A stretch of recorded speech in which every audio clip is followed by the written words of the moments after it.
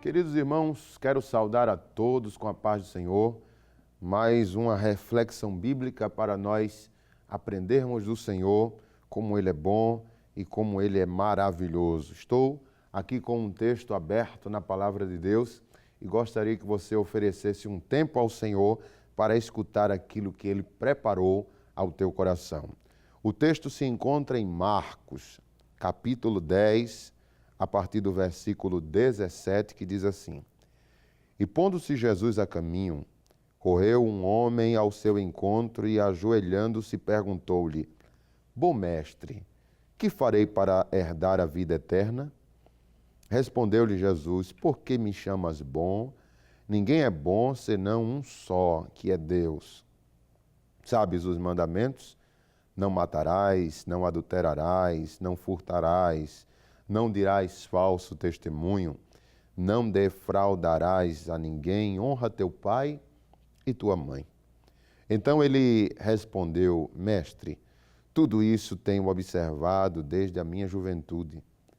Mas Jesus, fitando, o amou e disse: Só uma coisa te falta, vai, vende tudo o que tens, dá aos pobres, e terás um tesouro no céu.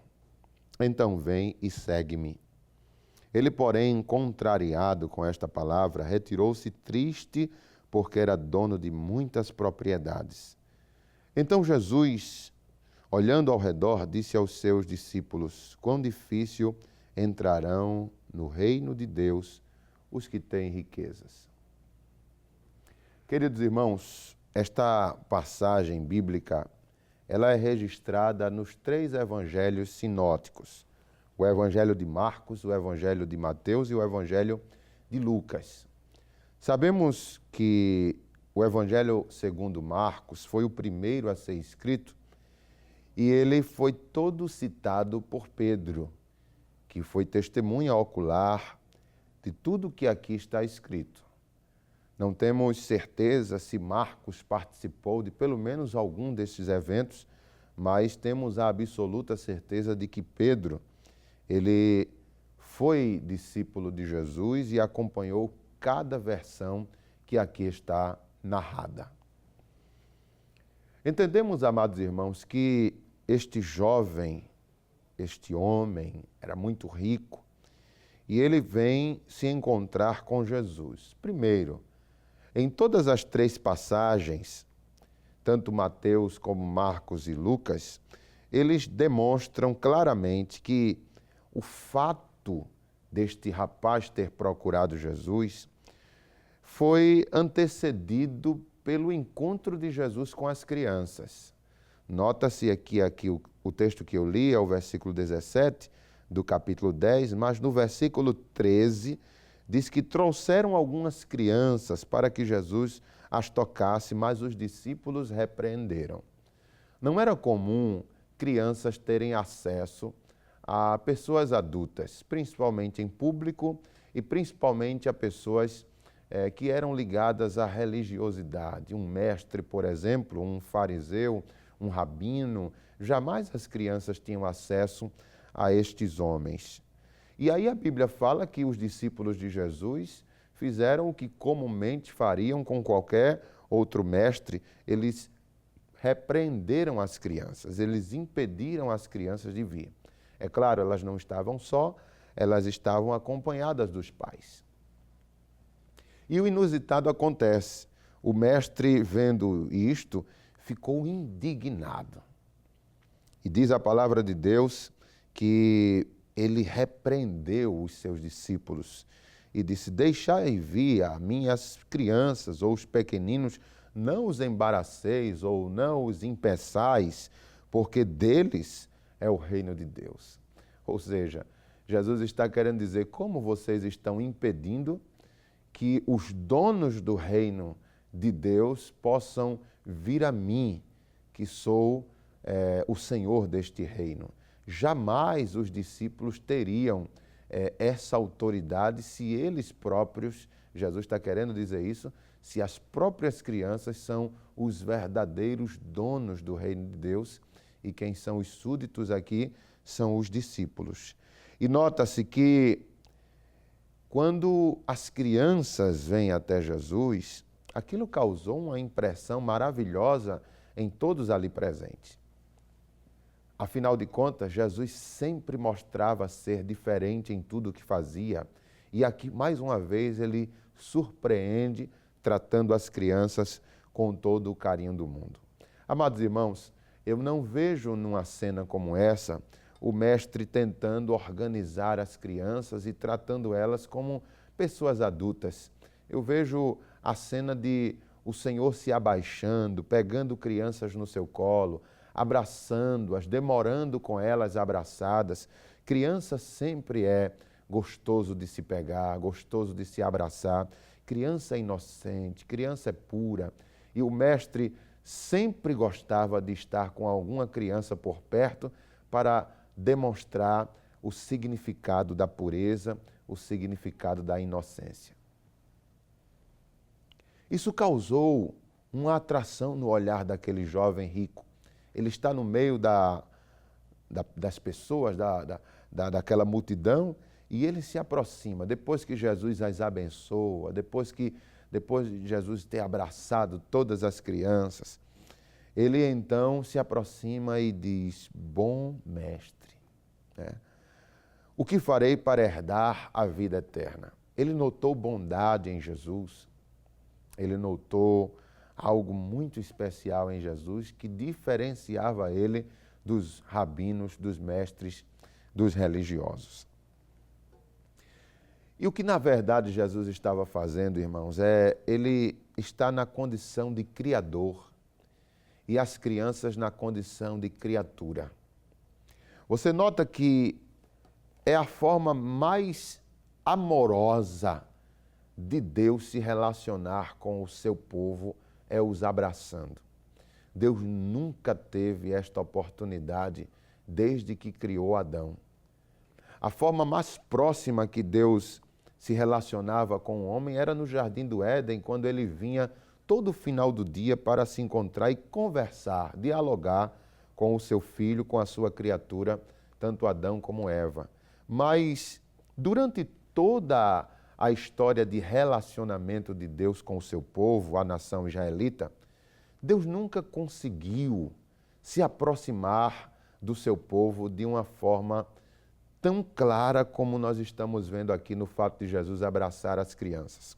Eu separei um texto interessante que fala de uma das vezes que Deus tentou se relacionar com o seu povo, que não deu lá muito certo. A Bíblia fala no capítulo 19 de Êxodo que Deus ele falou para Moisés e disse: eu vou descer no meio do arraial. O arraial era composto de cerca de 6 milhões, segundo estudiosos, de pessoas, homens, mulheres, velhos, idosos, crianças. E Deus tinha separado em 12 tribos e todos sabem que eles eram provenientes dos 12 filhos de Jacó. Pois bem, Deus falou com Moisés e disse: eu vou descer no monte da revelação, que era aquele monte Sinai. Diz a palavra de Deus, amados, que no capítulo 19, Deus exigiu santificação, Deus exigiu que eles se purificassem. E, inclusive, no versículo 15, Moisés orientou que os homens não se chegassem às suas esposas, né? Que estivessem purificados até mesmo nas relações sexuais. Enfim, houve todo um preparativo para aquele inusitado encontro. Deus viria no meio do seu povo. E aí o dia chega e todos estão vestidos de linho, todos estão vestidos com uma roupa especial, todos estão esperando. E reparem o que aconteceu. Versículo 16. No amanhecer do dia marcado, que era o terceiro dia após Deus ter falado, houve trovões e relâmpagos. Numa população de 6 milhões de pessoas em pleno deserto, ver trovões, ali já iria causar um pânico em quem tivesse medo de trovões. Até hoje existem quem tenha medo de trovões. Relâmpagos rasgaram o céu. E diz a palavra de Deus que uma espessa nuvem, ou seja, uma nuvem escura, veio sobre o monte. Enquanto eu estou falando aqui, você deve estar materializando aí nos seus pensamentos como mais ou menos aconteceu. Então veio aquela nuvem no monte e aí começa a se tocar o som de uma trombeta. De onde vinha o som, ninguém sabia. De maneira que todo o povo que estava no arraial, a Bíblia fala, versículo 16, que todo o povo que estava no arraial estremeceu. Do mais covarde ao mais corajoso, todos começaram a tremer as pernas diante da cena que estavam vendo. Terremoto, trovões, relâmpagos, uma fumaça escura e para piorar a cena, piorar eu digo entre aspas, mas para piorar o terror do povo, diz a palavra de Deus, que veio então no Monte Sinai um fogo. O monte começou a pegar fogo, toda aquela montanha.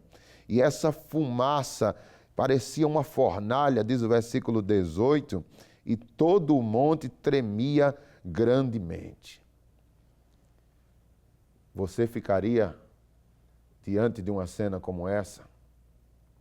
Muitos devem ter corrido, muitos devem ter ficado apavorados. Penso que houve até pessoas desmaiando, passando mal, porque era algo que nunca viram antes. Trovões, relâmpagos, fumaça, tremor de terra, o monte pegando fogo e um som de trombeta que ia aumentando minuto após minuto. Qual foi a reação do povo? Capítulo 20 de Êxodo, versículo 19, o povo reagiu desta maneira. Chamou Moisés e disse: Moisés, fala-nos tu e te ouviremos, porém não fale Deus conosco, para que não morramos. Ou seja, o povo disse: olha, Moisés, vamos continuar como a gente vinha. Deus falava contigo, tu transmite para nós e vai estar tudo bem. Mas que Deus não venha mais a fazer o que ele fez, pois todos nós vamos morrer de medo, de pavor, enfim. Essa foi a tentativa de Deus de aparecer no meio do seu povo. O povo de Israel, irmãos, como também ainda hoje existem pessoas assim, não tem fé suficiente em se relacionar com um Deus invisível. Reparem que existem religiões hoje em dia que tudo tenta materializar a sua fé. Exige-se que para se acreditar num Deus é preciso ter uma imagem, é preciso ter um objeto, é preciso ter algo palpável. A fé deles só é possível ser fé se eles tocarem. Israel também sofria deste mal, visto que quando saíram do Egito, quiseram confeccionar a imagem de um Deus e fizeram o bezerro de ouro e atribuíram a este bezerro que foi ele quem os tirou da terra do Egito. Deus, conhecendo que o seu povo não tinha ainda uma fé madura para se relacionar sem precisar ver a sua imagem, Deus procurou se adequar ao povo e disse: Moisés, constrói um tabernáculo então. O povo não consegue ver a minha presença, a minha glória, mas que pelo menos se construa uma arca. Era chamada de a Arca da Aliança, a Arca do Concerto, de madeira revestida de ouro, com 2 querubins na tampa do propiciatório. Levava dentro dela um pote com o maná, as tábuas da lei e a vara de Arão que floresceu.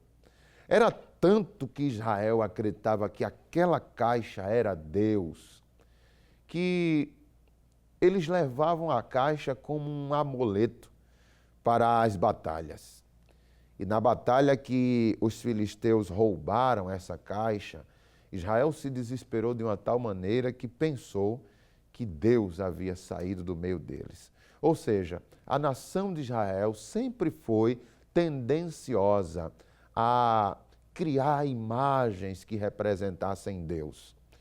Inclusive mesmo quando o Senhor Jesus, ele ressuscitou, ele, após apresentar-se aos discípulos, Tomé não estava presente e quando Tomé soube que o Mestre havia ressuscitado e apareceu entre os demais, Tomé disse assim: eu não creio, eu só creio se eu tocar nas suas feridas do lado ou nas mãos.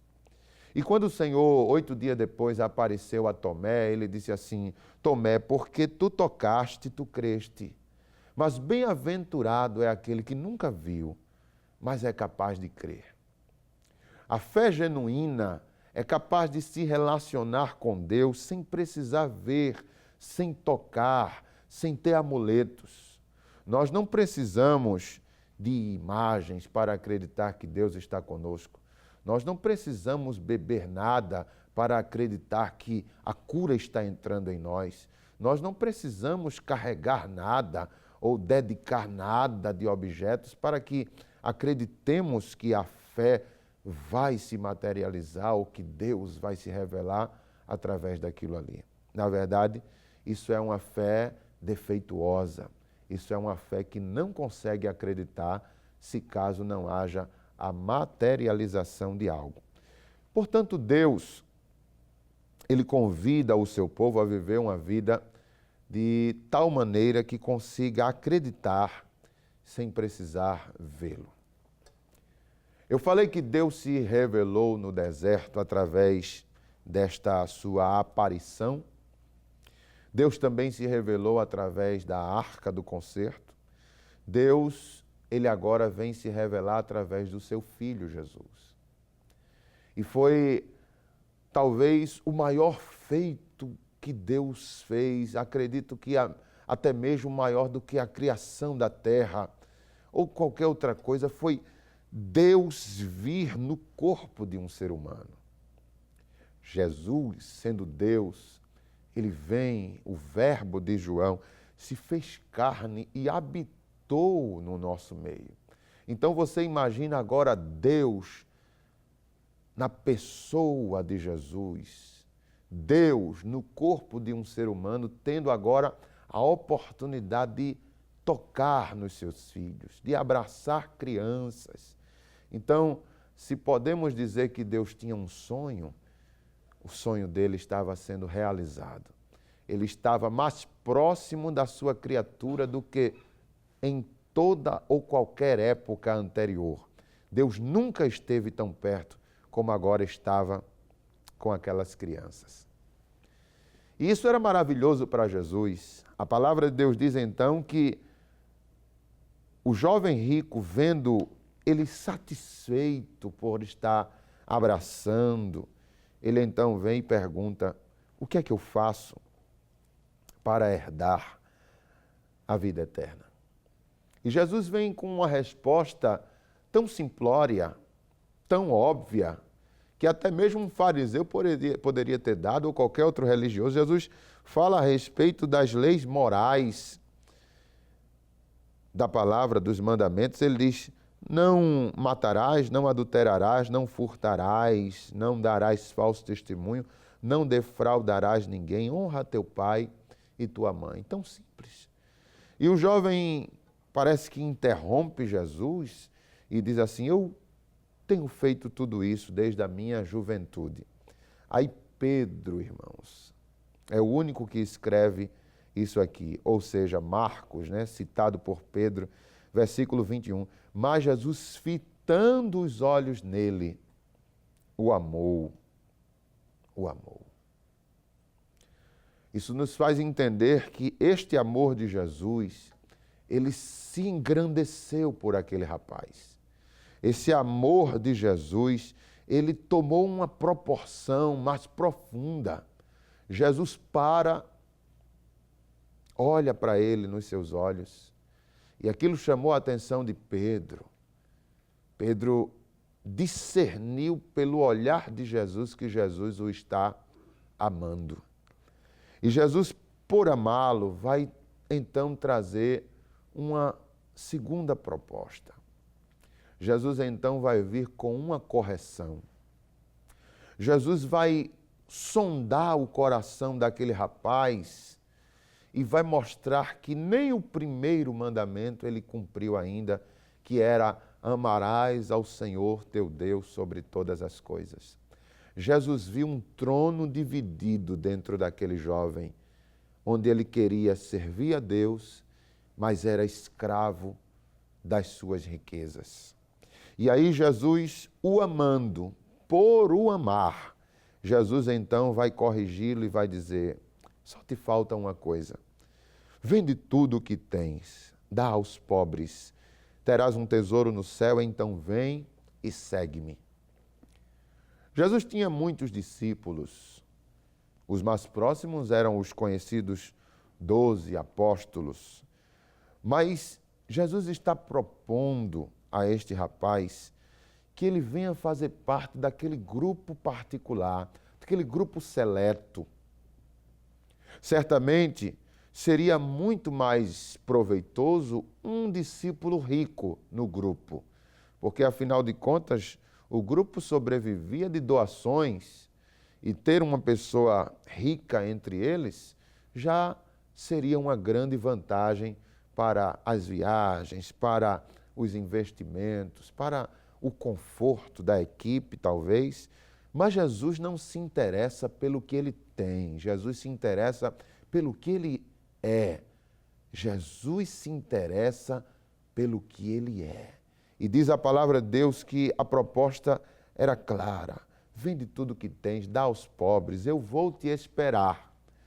Talvez aquilo durasse 1 mês ou 2 meses, se fosse muito dinheiro, ele talvez demorasse 60 dias, mas Jesus está dizendo: eu te espero, tu volta. Te garanto que terás um tesouro no céu e tu irás fazer parte desse grupo, desta equipe. Vem e segue-me. Eu te quero pobre, mas Deus estando acima de tudo na tua vida.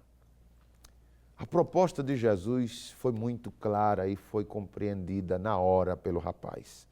Mas a Bíblia diz que ele saiu triste daquele lugar porque ele tinha muitas riquezas.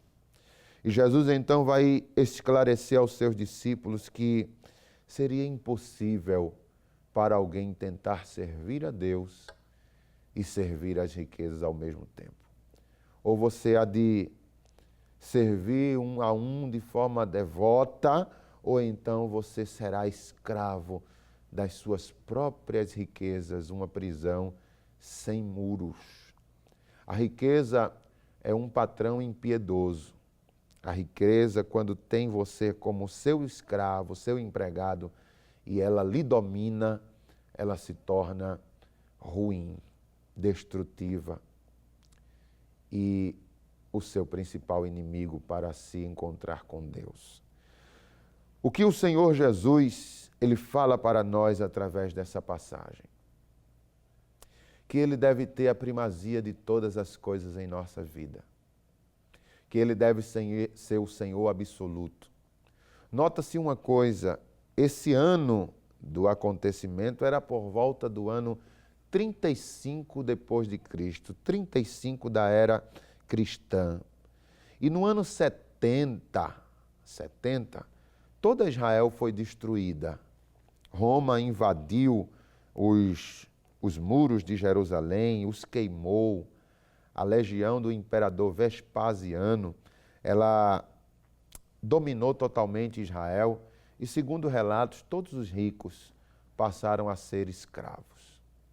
Ou seja, 35 anos depois deste encontro, se aquele jovem estivesse ainda em posse de suas riquezas, ele perderia tudo. Será que o mestre não tinha a visão de ver isso acontecendo? É claro que sim. Inclusive, ele tinha advertido os seus discípulos que isso iria acontecer. Jesus, quando exigiu que aquele jovem abrisse mão de suas riquezas, era como se ele estivesse dizendo: um dia tu vai perder tudo isso mesmo, filho. Perde agora para ganhar o céu. perde agora para conquistar o coração de Deus. Abre mão de tudo isso, porque tudo isso aqui é passageiro. Eu estou te poupando de passares pelo drama de um dia para outro, tudo isso ser perdido e ser tomado de forma involuntária. E estou te dando a oportunidade, de forma voluntária, tu abrir mão de tudo isso e dar realmente a Deus aquilo que Ele merece ter em você.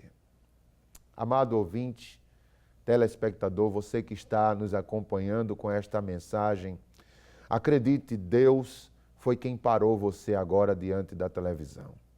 Foi Deus quem lhe chamou para falar contigo essa palavra. Ele quer dizer a você, eu tenho um plano na tua vida, mas jamais vou cumprir esse plano para dividir o teu coração com quem quer que seja. Eu quero ter o primeiro lugar na sua vida. Agora te garanto uma coisa, jamais tu vais se arrependeres de entregar a tua vida por completo a mim. Eu tenho algo que durará por toda a eternidade para te oferecer. E tudo que você tem é simplesmente momentâneo, passageiro. A glória de um homem é como a flor da erva. Seca-se a erva, cai a flor. Ou seja, o homem morre, morre também a sua glória, morre também o seu nome.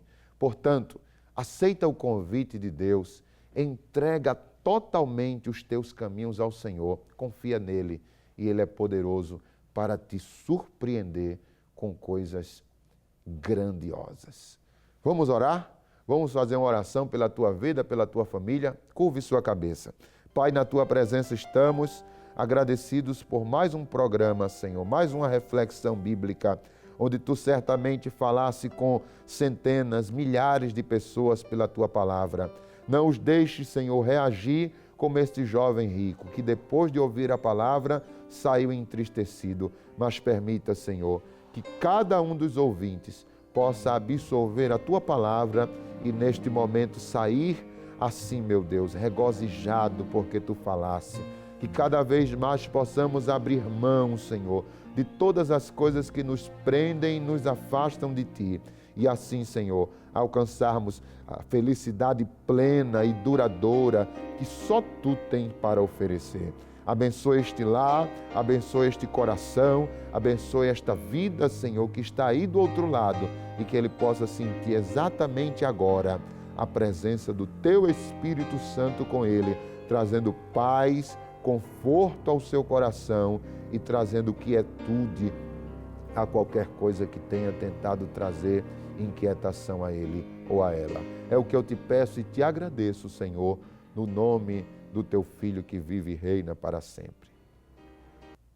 Deus te abençoe, querido. Obrigado por ter dado este espaço a Deus e certamente essa palavra ela fará com que frutos venham a ter na sua vida. Procure uma igreja evangélica, Assembleia de Deus, cujo pastor presidente é o pastor Ailton José Alves, e certamente lá Deus vai usar mais alguém para falar diretamente ao seu coração. Que Deus te abençoe, em nome de Jesus.